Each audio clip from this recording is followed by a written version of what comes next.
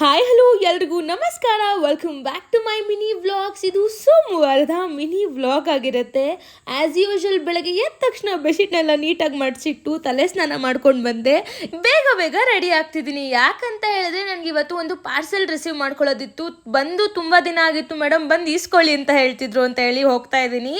ಆ್ಯಕ್ಚುಲಾಗಿ ನನಗೆ ಇವತ್ತು ಕಾಲೇಜ್ ಇರಲಿಲ್ಲ. ಅದನ್ನು ಮನೆಯಿಂದ ಹೋಗ್ತಾ ಅಂತೂ ಯಾವ ತೋಟದಲ್ಲಿ ನೋಡ್ರು ಸಿಕ್ಕಾಪಟ್ಟೆ ನೀರು ನಿಂತಿತ್ತು. ಯಾಕಂದರೆ ನಿನ್ನೆ ನೈಟ್ ತುಂಬ ಚೆನ್ನಾಗಿ ಮಳೆ ಉಯ್ದಿತ್ತು. ಹಾಗೆ ನಿಮ್ಮೂರಲ್ಲೆಲ್ಲ ಹೇಗೆ ಮಳೆ ಆಗ್ತಿದೆ ಅಂತ let me know in the comment section.